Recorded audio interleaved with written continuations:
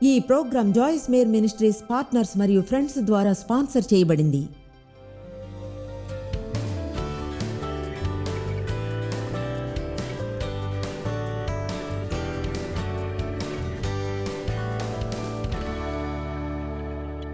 ఈ వారాంతంలో మీకు బోధించాలనుకునే దాదాపు 10 వేర్వేరు దేవుని పేర్లు నా దగ్గర ఉన్నాయి. నా ఉద్దేశం ఏమిటంటే, పేరు అనేది ఒక వ్యక్తిని గురించి ఏదో చెప్తుంది. మనం తెలుసుకుంటాం, బైబిల్లో ముందుగా ఆయన్ని రిఫర్ చేసే పేర్లు అక్షరాల వందల సంఖ్యలో ఉన్నట్లుగా, అయితే వాటిలో చాలా వరకు క్యాపిటలైజ్ చేయబడున్నాయి. అవే ఆయనకి పేరు అన్నట్లుగా. అంటే ఈరోజు మనం మాట్లాడుకోబోయే పేర్లలో ఒకటి Jehovah Elyon, the lord most high. అదంతా క్యాపిటల్స్లోనే ఉంది. దాన్ని చూసినప్పుడు అదేదో ఒక స్టేట్మెంట్ కాదు, కానీ అదేం చెప్తుందంటే దేవుడు అన్నిటికంటే పైన ఉంటాడని. కనుక మనం ఈ పేర్లను అధ్యయనం చేసి వాటిని చూసినప్పుడు మనం దేవుణ్ణి మరింత లోతైన సన్నిహితమైన విధానంలో తెలుసుకుంటాం. నేను చెప్పాలనుకున్న పాయింట్, దేవుణ్ణి తెలుసుకున్న ఎవరైనా సరే ఆయనతో సంబంధం ఉండకూడదు అని అనుకోరు. ఆ తర్వాత ఒక కేటగిరీ ప్రజలు ఉంటారు, వాళ్ళు ఒకలా సగం సంబంధాన్ని పెట్టుకోవాలనుకుంటారు దేవునితో. వాళ్ళు దేవుణ్ణి నమ్ముతారు. వాళ్ళు ఇలా కూడా అనవచ్చు, అవును యేసు నా కొరకు మరణించాడు అని తెలుసు అంటారు వేరే ఎవరైనా కూడా. ఎందుకంటే క్రీస్తులో నమ్మకం ఉంచితే పరమునకు వెళతారని. అయితే నిజంగా వారికి దేవుడు తెలియదు కనుక వాళ్ళు వేరే ఎన్నో ఇతర విషయాలను ప్రిఫర్ చేస్తారు దేవునితో సమయం గడపడం కంటే. ఎందుకంటే వాళ్ళకి నిజంగా తెలియదు ఆయన ఎంత అద్భుతమైన వాడో, ఆశ్చర్యకరుడో. ఎన్నో ఏళ్ళు క్రిస్టియన్గా జీవించాను, అయితే దేవుని మాత్రం నా జీవితంలో ఆదివారపు ఉదయం భాగంలో రానిచ్చాను, మిగతా జీవితంలోని కాదు. చెప్తున్నాను, దేవునితో ఉండడం ఎంతో వినోదంగా ఉంటుందో తెలియదు. ఒక్కసారి మీరు దేవునితో ఎలా జీవించాలో తెలుసుకోవడం ఆరంభించేంత వరకు ప్రజలు క్రీస్తుని స్వీకరించడమే కాదు నేను కోరుకునేది, ముందే ఆయన ఎవరో తెలిసిన వారు మరింతగా తెలుసుకోవాలి. దేవునితో సంబంధాన్ని నిజంగా ఆనందించగలిగేలా దేవుణ్ణి అంటిపెట్టుకుని ఉండడంలో అందరూ సౌకర్యంగా ఉండాలి. కనుక ఈ పేర్లు యాహ్వే, అదే తర్వాత జెహోవాగా అయింది, ఆ తర్వాత జెహోవా డాష్, ఇంకా ఎన్నో దేవుని వేరే పేర్లు. వాటిలోని ప్రతి ఒక్కటి కూడా ఆయన స్వభావాన్ని చెప్తాయి లేదా దేవుడు చేసేదేదో అవి వివరిస్తాయి. కనుక ఈరోజు మనం జెహోవా ఎలియాన్ గురించి మాట్లాడుకుందాం. దాని అర్థం ద మోస్ట్ హై గాడ్, పరమునకు భూమికి ప్రొఫెసర్, మన చేతుల్లోనికి మన శత్రువులందరినీ అప్పగించే దేవుడు. చెప్పండి ఆమేన్. ఆదికాండం 14:14 బైబిల్ ఆరంభంలోనే ముందుగా ఉంటుంది. అసలైతే అబ్రహామే దేవునికి పేరునిచ్చాడు. తన జీవితంలో ఒక ప్రత్యేకమైన చోట అతని ముఖ్యమైనది ఏదో జరిగినప్పుడు జీవితంలో 14వ వచనం, అబ్రాము తన తమ్ముడు చెరపట్టబడినని విని తన ఇంట పుట్టి అలవరచబడిన 318 మందిని వెంటబెట్టుకుని దాను మట్టుకు ఆ రాజులను తరిమెను. దాను అనేది తెలుసా, ఒక చోటు. ఇప్పుడు వెంటనే గమనిస్తే ఆసక్తికరంగా ఉంటుంది.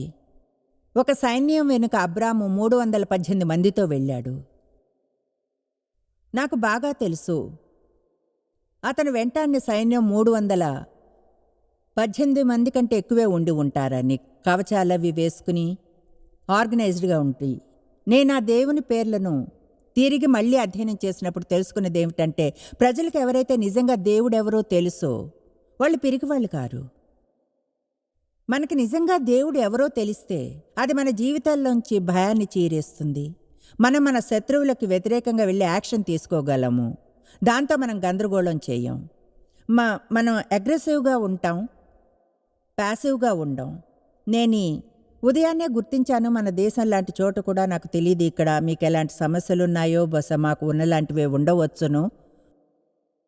ఆత్మిక స్వాతంత్ర్యం కొరకు దేవుని వాక్యం మీద నిర్మించబడినది. దేవుడు నంబర్ 1గా ఉన్నంత వరకు ప్రతిదీ అద్భుతంగా జరిగిపోతూ ఉండేది, ఆశ్చర్యపోయేంతగా.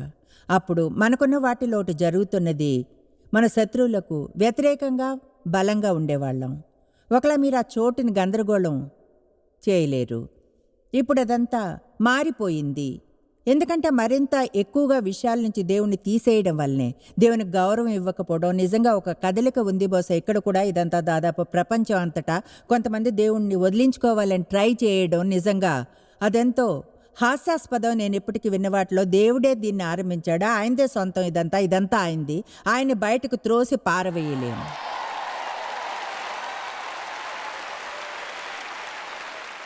ఇప్పుడు ఏమనిపిస్తుందంటే, ఎంతగా దేవుని విషయాల నుంచి తీసివేస్తున్నామో అంత అధైర్యంగా అవుతున్నాం, అంతగా పిరికిగా, ఎంతగా వస్తువులతో ఉంటామో అంత చిన్నగా మన సేనను చిన్నగా చేస్తున్నాం. కనుక ఒక కనెక్షన్ ఉందనుకుంటాను, దేశాలకే కాదు కానీ ఒక వ్యక్తిగా మన అందరికీ కూడా. దేవుడు మనకు పిరికి ఆత్మని ఇవ్వలేదు, కానీ శక్తి, ప్రేమ కల మనస్సుని ఇచ్చాడు. ఆమేన్. పిరికి వాళ్ళగా ఉండడానికి దేవుని చేత మనం సృష్టించబడలేదు.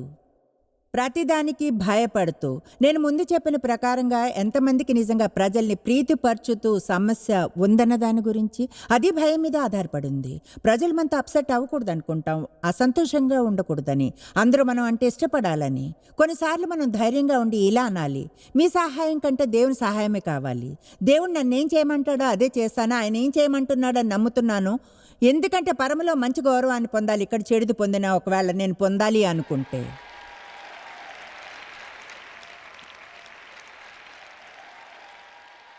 సరే, అతడు 318 మంది అలవరచబడిన మనుషులతో వారిని వెంటాడాడు.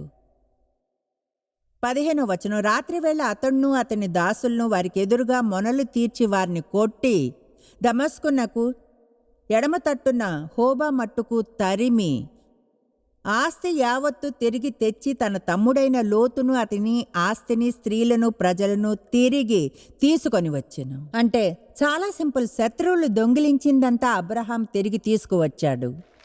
చెప్పింది విన్నారా? మన దేవుడు ఎవరో మనకు తెలిసినప్పుడు శత్రువు దొంగిలించిన దాన్ని మనం తిరిగి తీసుకోగలం. సరేనా? 17వ వచనం, అతడు అబ్రాము రాజులను ఓడించి తిరిగి వచ్చినప్పుడు, అవును ఆ చోటు సారీ, అయితే నాకు ఈ పేర్లన్నీ సరిగ్గా అంటే బాగా చెప్పలేను తెలుసా. కొన్నిసార్లు కొంతమందిని పిలిపిస్తాను పేపర్ మీద వాటిని చదివేలా వ్రాయించడానికి. సంతోషంగా లేదా నేను ఒక్కదాన్ని ఈ విషయాలను సరిగ్గా చేయలేనంటే? అలాగే మీరు ఆ ఒక్కరే కాదు. అతడు కదర్లా యోమెరును అతనితో కూడా ఉన్న రాజులను ఓడించి తిరిగి వచ్చినప్పుడు సొదొమరాజు అతన్ని ఎదుర్కొనుటకు రాజులోయ అని షావేలోయ మట్టుకు బయలుదేరి వచ్చెను. మరియు షాలేము రాజు అనే మెల్కీసెదెకు రొట్టెను ద్రాక్షారసమును తీసుకొని వచ్చెను. అతడు సర్వోన్నతుడగు దేవునికి యాజకుడు. 19వ వచనం, అప్పుడు అతడు అబ్రామును ఆశీర్వదించి ఆకాశమునకు భూమికిని సృష్టికర్తయును సర్వోన్నతుడును అయిన దేవుని వలన అబ్రాము ఆశీర్వదింపబడునుగాక అని నీ శత్రువులు నీ చేతికి అప్పగించిన సర్వోన్నతుడగు దేవుడు స్తుతింపబడునుగాక అని చెప్పాను. అందువలన మనం చూస్తున్నాం దేవుని సర్వోన్నతుడగు దేవుడు అని పిలవడం, ఆకాశమునకు భూమికిని సృష్టికర్తయు అని. ఒకవేళ మనం ఆయన్ని అనుసరిస్తే శత్రువు మన నుంచి దొంగిలించిందంతా తిరిగి తీసుకునేలా చేయగలిగేవాడు. దేవునికి గట్టిగా స్తుతులు చెప్పండి.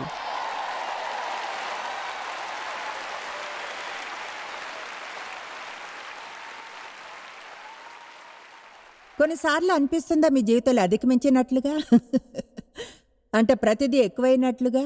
318 మందితో ఒక సైన్యాన్ని వెంబడించడం. ఆలోచించండి, మీరు ఇప్పుడు న్యాయాధిపతుల్లో ఏదో చూడబోతున్నారా? అంతగానే ఆశ్చర్యపరిచే విధంలో గిద్యోనుతో. న్యాయాధిపతులు 6:1 వచనం,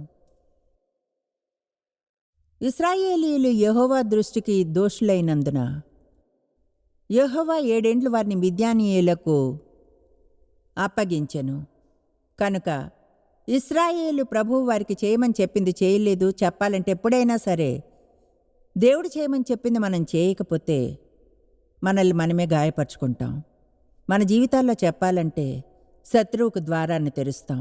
దేవునికి లోబడి ఉండండి. అపవాదిని ఎదుర్కొంటే అతడు పారిపోతాడు. ఊరికినే ఎదుర్కోలేరు.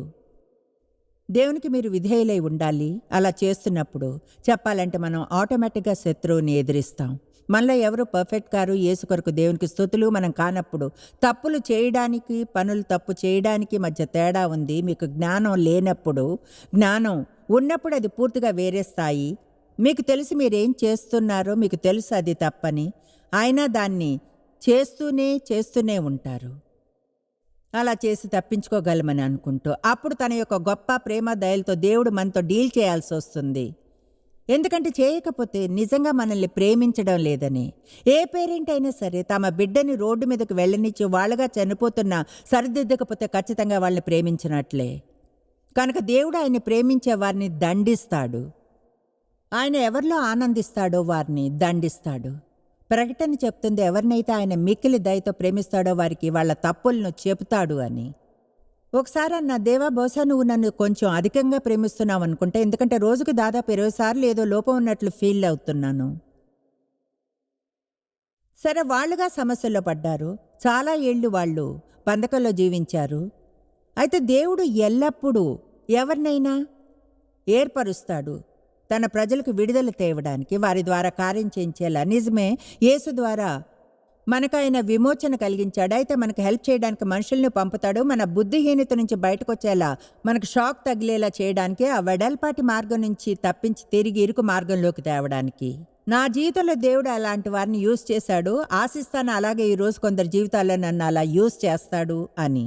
సరే, దేవుడు గిద్యోను అనే ఒక మనిషిని చూసి అతనితో 12వ వచనంలో ఇలా చెప్పాడు. యెహోవా దూత అతనికి కనబడి, అతనంటే గిద్యోనికి, పరాక్రమం గల బలాఢ్యుడా, యెహోవా నీకు తోడై ఉన్నాడని అతనితో చెప్పెను. ఇప్పుడు ఆసక్తికరంగా ఉంటుంది. దేవుడు గిద్యోను తన్ని తాను చూసుకునే దానికంటే సహజంగా అలానే ఉంటుంది. దేవుడు గిద్యోన్ని వేరుగా చూశాడు. మనలో ఎవరైనా సరే దేవుడు మనల్ని చూసినట్లుగా చూడగలిగితే నిజంగా మనం ఏం చేయగలమో చూడండి. చాలామందికి మీరేం చేయగలరో మీకే తెలియదు. బహుశా మీకు అర్థం కాదు. నేను ఇప్పుడు చేసేది నేను చేయడం అంటే ఎంత హాస్యాస్పదంగా ఉంటుంది. ఎందుకంటే పూర్తిగా నిజంగా నిజాయితీగా నాకు ఈ పని చేసే సామర్థ్యం లేదు, చదువు నాకు లేదు, దీన్ని చేయడానికి కావాల్సిన తెలివి లేదు. అయినా మిమ్మల్ని మీరు దేవునితో కప్పుకుంటే,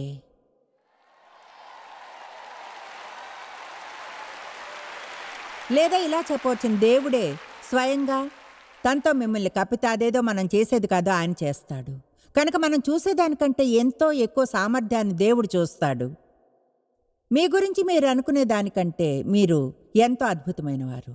సాతాను మీరు ఊరికే కూర్చుని మీరు ఏం కాదో దాని గురించి ఆలోచించాలంటాడు. ఏం చేయలేరో, ఏం కాలేరో, మీకేం లేదో బయట ఉన్న మిగతా అందరితోనూ పోల్చుకునేలా దేవుడు ఆయన మనల్ని చూసే విధంగా మనం చూసుకోవాలంటాడు.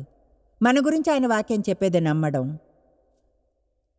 యెహోవా నీకు తోడై ఉన్నాడు, పరాక్రమం గల బలాఢ్యుడా, గిద్యోను చిత్తము నా ఏలినవాడా.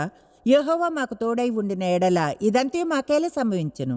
యెహోవా ఐగుప్తులో నుండి మమ్మను రప్పించినని చెప్పుచు మా పితరులు మాకు వివరించిన ఆయన అద్భుత కార్యములన్నీ ఏమాయను. యెహోవా మమ్మను విడిచిపెట్టి మిద్యానీయుల చేతికి మమ్మను అప్పగించినని చెప్పెను. విచారకరమైన స్పందన. ఒకలా నాకు ఇలా చేయాలనిపిస్తుంది. ఎందుకంటే బహుశా ఆ పాయింట్లో అతడు కొంచెం వింపిగా ఉన్నాడు. బహుశా ఆ మాటలు ఇలా అనిపించుంటాయి. ఓసే, నేను బలాఢ్యుని కాను, మీరు అనుకునే మనిషిని కాను. నేనెవరు? నన్ను ఏం చేయమంటున్నారు? ఓ లేదు సార్, ఆ పని నాకు చాలా కష్టమైంది. తప్పు వ్యక్తిని ఎంచుకున్నారు. Come on.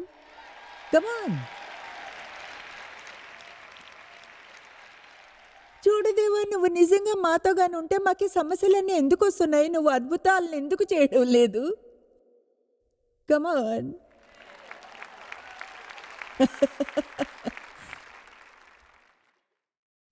ముఖ్యంగా ఎందుకంటే మనం ఏమీ చేయకుండా దేవుడు వచ్చి మనల్ని ప్రతిదాని నుంచి విడుదల చేయాలని అనుకోడు. కనుక మనం కొన్నిటికి వ్యతిరేకంగా నిల్చుని ఇలా అనాలి అంటాడు. దేవుడు నా పక్షాన ఉంటే నాకు వ్యతిరేకంగా ఎవరు రాగలరు? దేవుడు నాకు తోడై ఉంటే నాకెందుకు భయం? మనం ఏదో ఒక చోట ఊరికే కూర్చుని ఇలా అనలేం, దేవా మాకు అద్భుతం కావాలి, మాకు అద్భుతం చెయ్యి. నేను బోధించే ఒక సందేశం ఉంది, పేరు రాయిని తీసివేయండి. నాకు అదంటే ఇష్టం. ఎందుకంటే 4-5 ఏళ్ల క్రితం నేను గమనించాను, చాలా కాలం ముందే మరణించిన లాజర్ను ఉంచిన చోటుకి యేసు వెళ్ళినప్పుడు అతడు కంపు కొడుతున్నాడు. ఆయన అతన్ని తిరిగి లేపుతాడని ఆయనకు తెలుసు కనుక ఆయన దాని దగ్గరికి వెళ్ళాడు. అయితే ప్రజలతో ఇలా అన్నాడు, రాయిని తీసివేయండి. ఇప్పుడు ఆయన చనిపోయిన వాడిని లేపడానికి సిద్ధపడుతుంటే రాయిని తీసివేయడానికి ఆయనకి ప్రజలు ఎందుకు కావాలి? ఎందుకంటే దేవుడు మనం చేయగలది చేయాలంటాడు. అప్పుడు మనం చేయలేనిది ఆయన ఎల్లప్పుడూ చేస్తాడు. కొంతమంది మీ జీవితంలోని రాళ్లను తీసివేయాలి. మీరు అలా చేసినప్పుడు మీరు చేయలేని వంతును క్రీస్తు యొక్క పునరుద్ధానపు శక్తి చేయడాన్ని చూస్తారు. మీరు అనవచ్చు, కానీ ఆ రాళ్ళు ఏమై ఉండవచ్చును అని. చూడండి, మీ కోపంగా ఉన్న వాళ్ళందరినీ క్షమించడానికి ప్రయత్నించవచ్చు.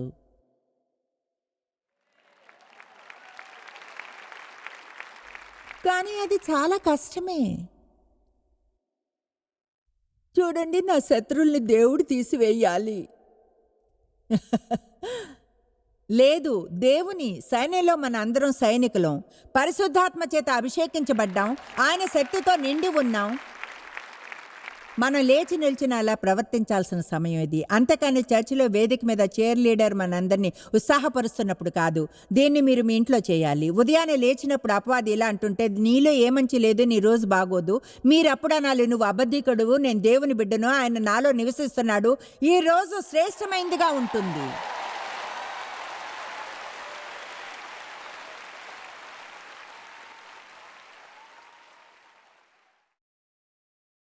గిద్యోనుతో జరిగిన ఆ సంభాషణ తర్వాత దేవుడు వదిలివేయలేదు. అంతటి యెహోవా అతని తట్టు తిరిగి 14వ వచనంలో బలము తెచ్చుకుని వెళ్ళి, మిద్యానీయుల చేతిలో నుండి ఇశ్రాయేలును రక్షింపుము, నిన్ను పంపిన వాణ్ణి నేనే.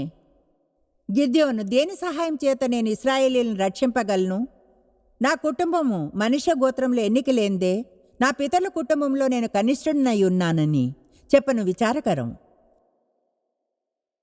ఆయన అసలు వదలడం లేదు.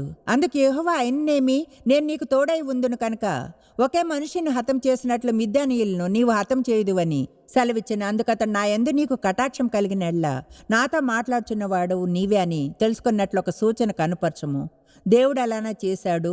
మనం గిద్యోను మాటలను గురించి మాట్లాడతాం. అవును, కొన్నిసార్లు దేవుడు మనకు నిర్ధారించి చెప్తాడు. అయితే ఇలా చెప్తున్న వచనం నాకు ఇష్టం. చూడకుండా నమ్మేవారు ధన్యులు అని బైబిల్లో ఉంది.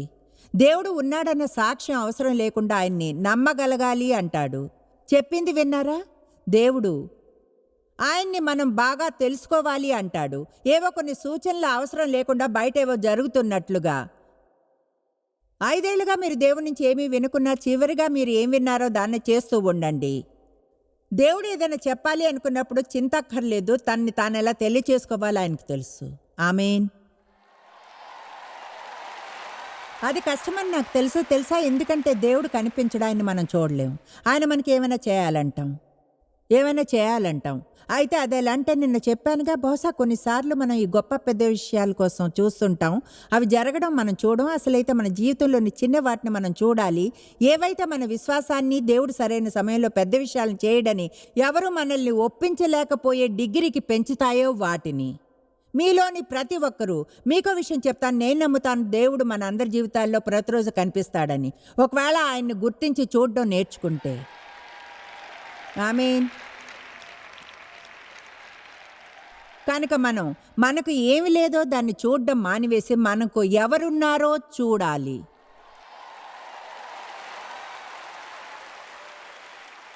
దాన్ని నేను మళ్ళీ చెప్తాను. మీకు లేని దాన్ని చూడడం మానివేసి మీకు ఎవరున్నారో ఆయన్ని చూడండి. న్యాయాధిపతులు 6:34. యెహోవా ఆత్మ గిద్యోనును ఆవేశించెను. అతడు బూర ఊదినప్పుడు అబీయెజెరు కుటుంబపు వారు అతని వద్దకు వచ్చిరి. అంటే దేవుడు గిద్యోనును అసాధ్యమైన ఏదో పనిని చేయడానికి అతన్ని పంపాడు. అయితే అది సాధ్యమైంది. సర్వోన్నతుడకు దేవుడు ఆకాశమునకు భూమికిని సృష్టికర్తయును సర్వోన్నతుడును అయిన దేవుని ఆత్మ అతన్ని ఆవేశించినప్పుడు, చాలాసార్లు నేను ఇక్కడికి రావడానికి ముందు దేవుణ్ణి అడుగుతాను, నా చుట్టూ ఆయన్ని కప్పి ఆయన నేను చేయాలనేది చేయగలిగే సామర్థ్యాన్ని ఇవ్వమని. మనం కానీ దేవుణ్ణి మరింతగా నమ్మడం నేర్చుకుంటే ఆశ్చర్యంగా ఉంటుంది. మీరు చేయగలరని మీకు తెలియంది కూడా చేయడం చూస్తే. ఎందుకంటే దేవుడు మీతో ఉన్నాడు కనుక. నేను గిద్యోను గురించి అనుకున్నాను. అదెంత ఉత్సాహంగా ఉంది.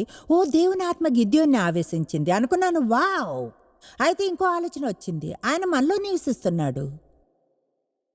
ఆయన పైన కంటే లోపల ఉండడమే మంచిది. కమాన్, ఆయన నాలో నివసించడమే మంచిది పైనుండే కంటే. ఆయన పాత నిబంధనల ప్రవక్తల మీదకు వచ్చాడు. అయితే మన లోపల ఉన్నాడు ఆయన. ఆయన వస్తూ పోతూ ఉండడు, ఉండడానికే ఉన్నాడు.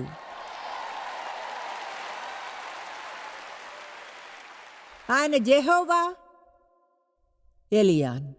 మొదటి సమూయేలు 14:6 ఇష్టం. అనేకుల చేతనైను కొద్దిమంది చేతనైను రక్షించుటకు యెహోవాకు అడ్డమా? ఈ పాయింట్ అర్థం అవడానికి చిన్న కథను చెప్తాను. గతంలో మా పరిచర్య ఆరంభపు దినాల్లో సెంట్ లూయిస్ చుట్టూ చిన్న మీటింగులు చేసేప్పుడు పూర్తిగా దేవుని మీద ఆధారపడ్డాను. డేవ్ తన ఫుల్ టైం జాబ్ను వదిలేశారు కనుక మేము చూడండి, దేవుడు కనిపించాల్సి ఉంది. అవును, పరిచర్యకు అయ్యే ఖర్చులు భరించడానికే కాదు, కానీ మా పూర్తి శాలరీ దానిలోంచే రావాల్సి ఉంది. అందుకని మేము ఈ మీటింగ్స్ని చేసాం.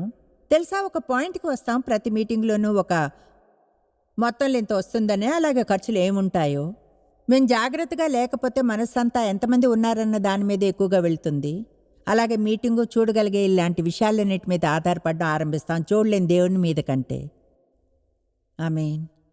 సరే, ఒకరోజు ఉదయాన్నం మంచు తుఫాన్ వచ్చింది. నేను ఉదయం మీటింగ్ చేయడానికి వెళ్ళినప్పుడు బహుశా గురువారం అనుకుంటా. ఆ రోజు బహుశా 10-12 మందే వచ్చారు. అండ్ బోధించాలనుకోప్పుడంతా ఏం చేయబోతున్నాం అనే చింతతో పోరాడుతున్నా. ఇప్పుడు ఏం చేయాలి? ఈ వచనాన్ని నా మనసులో విన్నాను. చెప్పాలంటే నాకు తెలియదు కూడా అది అక్కడ ఉందని నాకు తెలుసని ఆ సమయంలో. అయితే దాన్ని విన్నానంతే. ఎంతమంది ఉన్నా కూడా నాకు అనవసరం. ఏదేమైనా రక్షించగలను. సరే, ఆ రోజు ఎలాగో ఏమో అక్కడ ఒక ధనవంతురాలు ఉంది. ఆమె భర్త స్పోర్ట్స్ ఇండస్ట్రీలో పేరు పొందినవారు. ఏ రోజు ఆమె అక్కడికి రాలేదు, కానీ ఆ రోజు మాత్రం వచ్చింది. ఎంతో ధారాళంగా ఆమె ఒక చెక్ ఇచ్చింది. ఎంతకంటే ఆ రోజు రాని వాళ్ళందరికీ సరిపోయే అంతగా. ఆనాటి కానుక ఒకవేళ ఆ రోజు 100 మంది వచ్చి ఉన్నా కూడా బహుశా ఈమె ఇచ్చిన దానికంటే తక్కువే. దేవునికి అది అడ్డమేం కాదు. ఒకవేళ అనేకుల చేత లేదా కొద్దిమంది చేత రక్షించడానికి మన దృష్టి అంతా ఆయన మీద ఉన్నంత వరకు. చూడండి, ఇక్కడ జాయిస్ మేర్ మినిస్ట్రీస్లో ప్రార్థనలు చాలా చాలా సీరియస్గా తీసుకుంటాం. ఎందుకంటే నేను నమ్ముతాను, మన జీవితంలోని ప్రతి ఓటమి ఒక ప్రార్థన ఓటమి అనే. వేరే గొప్ప స్త్రీ పురుషులు ఆ విషయాన్ని బోధించడం విన్నాను. వాళ్ళు చెప్పిన దాన్ని ఎంచుకున్నాను. దాన్ని నేను నమ్ముతాను. బహుశా మనం అడగలేదు కనుక పొందలేదు. మీకోసం ప్రార్థించడం మాకిష్టం. మాకోసం మీరు ప్రార్థిస్తారని ఆశిస్తున్నాను. ఈరోజు స్పెషల్ ప్రేయర్ రోజు కనుక ప్రజల్ని తమ ప్రార్థనా విన్నపాలు పంపమని ఆహ్వానించాం. తర్వాత ఇక్కడ కొంత సూపర్ డూపర్ స్పెషల్ ప్రేయర్ ఉంటుంది. ఈ రోజున మా పార్ట్నర్స్ కోసం ప్రార్థిస్తే మాకు బలంగానూ ఆనందంగానూ ఉంటుంది. అలాగే అవసరతలున్న వారి కోసం. అవునా? అక్షరాల మీరు చెప్పినట్లుగా మనకు జాయిస్ మేర్ మినిస్ట్రీస్ గురించిన ఈ విషయం నాకిష్టం. ప్రార్థనా విన్నపాల కొరకు రోజంతా ప్రార్థించడానికి మా వద్ద ప్రార్థనా టీంలున్నాయి. అయితే ఏడాదికి ఒకసారి ఈ ప్రార్థనని సెలబ్రేట్ చేస్తాం. బహుశా అది అవసరతల కొరకు ప్రార్థించడానికి అవకాశమే. అందరూ కలిసి దేవుడికి థ్యాంక్స్ చెప్పి ఆయన మనకు చేసే వాటన్నిటినీ పండుగ చేసుకోవడానికి. అయితే మాకు వందల వేల కొలది ప్రార్థనా విన్నపాలు వస్తాయి. టేబుల్ మీద ఎన్నో ఉంటాయి. ఆన్లైన్లో కూడా తమ ప్రార్థనా విన్నపాలను పంపుతారు. అది ఒకవేళ ఈ రోజు కొరకు వాళ్ళు ఇంకా ప్రార్థనా విన్నపాన్ని పంపకుంటే ఆన్లైన్లో పంపగలరు వాళ్ళు. ఒకవేళ ఆ విధంగా చేయగలిగితే joycemeer.org మీ ప్రార్థనా విన్నపాలను అందులో పంపండి. మా డిపార్ట్మెంట్లన్నీ టైం తీసుకుని ఈ విన్నపాలన్నిటి కొరకు ప్రార్థన చేస్తాయి. ఎల్లవేళలా దేవుడు ప్రార్థన ద్వారా అద్భుతమైన కార్యాలు చేయడం చూస్తూనే మన ప్రార్థన గురించి అద్భుతమైన విషయం ఏమిటో తెలుసా? ఇది డంబాలు కొట్టుకున్నట్లు అనుకోరనుకుంటా. ఈ విషయంలో నాకెంతో గర్వంగా ఉంటుంది. కేవలం ఈ బాక్స్కే పరిమితం కాదు మా ప్రార్థన. అది నిజం. వీటిలోని ప్రతి ఒక్కదాన్ని చదివి ప్రత్యేకంగా ప్రార్థన చేస్తారు. తర్వాత ఇటువంటి ప్రార్థనా విన్నపం వచ్చినప్పుడు ఇది 30 రోజులు ప్రార్థనా గదిలో ఉంటుంది. ఆ అభిషేకంతో కప్పబడి. కనుక నేను నమ్ముతాను, ప్రార్థన అనేది మన పదోన్నతికి మన విజయాలకు ఎంతో ముఖ్యమని. అక్షరాల అందుకనే మనం చేసేది చేస్తున్నాం. అందుకనే ఎంతో మంది ప్రజల కథలు ఇలా చెబుతుంటాయి. నేను ద్వారాన్ని తెరిచేంత వరకు దేవుడు ఏం చేయగలడోనన్న ఐడియా కూడా లేదు. అడిగినప్పుడు అద్భుతమైనవి చేయడం చూశాను. అది ప్రజల అక్షరాల్లో ఉంది. వాళ్ళ ఆరోగ్యంలో, వాళ్ళ పిల్లలు క్రీస్తు దగ్గరకు రావడానికి, అది వాళ్ళ సంబంధాల్లోనూ ఉంది. అక్షరాల అది మేము ఈ రోజు ప్రార్థించే ప్రతి చోట ఉంటుంది. మిమ్మల్ని ప్రోత్సహిస్తున్నాను. నేను చెప్పినట్లుగా మీకు గాని స్పెషల్ రిక్వెస్ట్ ఉంటే మీరింక పంపకపోతే, ఈరోజు సమయానికి దాన్ని మాకు చేర్చగలిగేది దాన్ని వేరే ఏ సమయం కోసం పంపిన ఆహ్వానితులే ఆన్లైన్లో దాన్ని పంపండి. మీకోసం ప్రార్థించగలుగుతున్నందుకు ఉత్సాహంగా ఉంది. మేము వెంటనే వీటిలో కొన్ని అవసరతల కోసం ప్రార్థిస్తాం. తర్వాత మీతో ఈనాటి మా ఆఫర్ గురించి చెప్తాను. తండ్రి యేసు నామంలో నీ వద్దకు వస్తున్నాం. ప్రార్థనా శక్తి ద్వారా ప్రజలకు సహాయం చేయగలుగుతున్నందుకు నీకు థ్యాంక్స్. నీ నామంలో ప్రార్థించినప్పుడు నీ అంతటినీ తండ్రికంతా సమర్పిస్తున్నాం, మేమేమిటో కాదు. ఎంతో కృతజ్ఞులం దేవా. మేము అపరిపూర్ణమైన ధైర్యంగా నీ సింహాసనం వద్దకు వస్తే మా అవసరాలను కోపం లేకుండా తీరుస్తావని, లేదా మా లోపాలను గుర్తు చేసుకోకుండా. కనుక తండ్రి నీకు థ్యాంక్స్ తండ్రి. అవసరాలు ఏవైనా సరే, ఒకవేళ ఫైనాన్షియల్ అయినా, సంబంధాలైనా, శారీరకమైన, ఆత్మికమైనవి లేదా ఏవైనా సరే దేవా, నువ్వు ప్రతిదాన్ని క్షుణ్ణంగా చూస్తావని తెలుసు. వీటిని నీ వద్దకు తెస్తున్నావు. థ్యాంక్స్ తండ్రి. ఈ పరిచర్యలోని మా ఫ్రెండ్స్ని, పార్ట్నర్స్ని అందరినీ ఆశీర్వదించినందుకు నీకు థ్యాంక్ యూ దేవా. ప్రతి అవసరాన్ని తీరుస్తున్నందుకు. ప్రతి చోట మేము గాయపడతాం యేసు, నువ్వు స్వస్థపరచగలవు. అలా చేస్తున్నందుకు థ్యాంక్స్. యేసు నామంలో ఆమేన్. ఆమేన్. మీరు ఎన్నడూ తెలుసుకోలేనంతగా జాయిస్ మేర్ మినిస్ట్రీస్లో మీరు మాకెంతో ముఖ్యం. మిమ్మల్ని అభినందిస్తున్నాం. మా ప్రపంచవ్యాప్తపు మినిస్ట్రీ సాధ్యం అయ్యేలా చేసే మా ఫ్రెండ్స్ మరియు పార్ట్నర్స్ కి థ్యాంక్స్. అందరూ కలిసి ఆకలిగొన్న వారికి భోజనం పెడుతున్నాం, బీదలకు బట్టలు ఇస్తున్నాం, సువార్తను దేశాలకు చాటుతున్నాం. మమ్మల్ని కాంటాక్ట్ చేయండి లేదా joycemeer.org ఈ రోజే విజిట్ చేయండి. మీ ప్రార్థన విన్నపాలను కొరకు, అలాగే మరిన్ని సాధనాలను గురించి తెలుసుకోండి. జాయిస్ మేర్ షెడ్యూల్ ని చూసి భాగస్వామిలో భాగమవ్వండి, క్రీస్తు ప్రేమను ప్రపంచమంతటా పంచుకోవడానికి.